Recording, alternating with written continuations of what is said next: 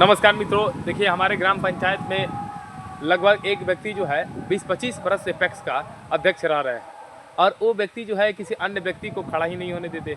जब भी कोई दूसरा व्यक्ति खड़ा होता है तो उसको कोई ना कोई ऐसा बहाना लगा करके उसको बैठा देते हैं, उससे बातचीत कर करके उसको पैसा दे करके उसको बैठा देते हैं। तो मैं सोचा, कल ही की बात है कि शायद हमको लगता है कि ये लोकतंत्र का जो एक जिंदा स्वरूप होता है उसको मार दिया गया है हमारे ग्राम पंचायत में। अब भाई यहाँ पे कोई धनी हो, गरीब हो, पढ़ा लिखा हो, ना पढ़ा लिखा हो, है उच्च वर्ग का हो, नीच वर्ग का, उसे कोई मतलब नहीं है। वो भारत का नागरिक है और उसे चुनाव लड़ने का अधिकार है। और वो व्यक्ति किसान है तो उसे पैक्स का सदस्यता लेना ही चाहिए, लेकिन वो लोग पैक्स का मेंबर ही नहीं बनाते हैं। जब व्यक्ति पैक्स का मेंबर बनेगा नहीं तो चुनाव प्रक्रिया में भाग लेगा कैसे?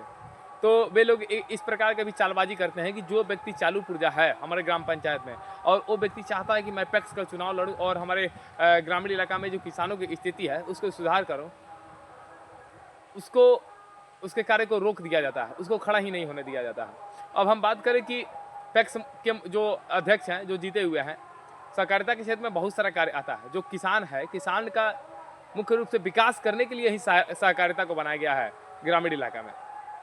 तो सहकारिता के अंतर्गत मुर्गी पालन आता है, कुक्कुट पालन आता है, मछली पालन आता है, रेशम रेशम उत्पादन आता है, उसके बाद से मधुमक्खी पालन आता है। तो ये बहुत सारा आता है और बीज भी आता है। जो अपना सेंट्रल यूनिवर्सिटी है, जो अपने खेत में तो कोई एक्सपेरिमेंट कर नहीं सकता है, तो वो जो बीज बनाते हैं उस बीज को ग्राम पंचायत के जो सहकारिता है, पैक्स है, उसमें दे देते हैं कि आप अपने ग्राम पंचायत में जितने भी किसान है उसको खेत में दे दीजिए बोने के लिए। उसके बाद से हम लोग डाटा वहाँ से एकत्रित करेंगे। बीज भी आता है नया नया, उस बीज को भी दे देते हैं कि आप लोग इसका एक्सपेरिमेंट कीजिए। लेकिन होता क्या है कि ये महोदय जो अध्यक्ष है, जो जीते हुए हैं, न बीज देते हैं, न खाद देते हैं और न कोई इक्विपमेंट्स जो कृषि कार्य में प्रयोग किया जाता है ना उसको ही देते हैं, और सब कुछ अपने रखे रहते हैं और उसको बेच भी देते हैं ब्लैक में।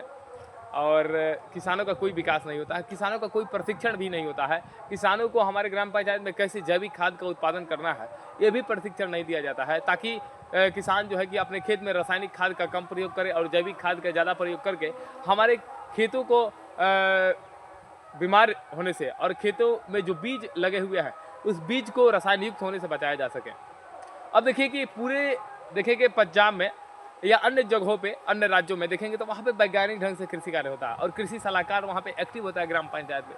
लेकिन हमारे ग्राम पंचायत में देखिए, हमारे पिताजी किसान हैं, अभी भी हमारे गाँव में कोई व्यक्ति आया नहीं कि आपको हम ये प्रशिक्षण सिखा दें, वो प्रशिक्षण सिखा दें। अब ग्राम पंचायत के जितने भी लोग हैं वे लोग अपने अपने कार्य में व्यस्त रहते हैं, लेकिन इन लोगों को चाहिए, जो ग्राम सेवक है और जो एग्रीकल्चर एडवाइज़र है, उनको ये चाहिए कि आकर के इन लोगों को तकनीक सिखाए और कैसे अच्छे तरीक़ा से अधिक उत्पादन कर सकते हैं कम पैसा में और कम भूमि में कैसे अधिक से अधिक उत्पादन किया जा सकता है, जिससे कि लोगों के जो खाद्यान्नों को आवश्यकताओं को पूरा किया जा सके। धन्यवाद।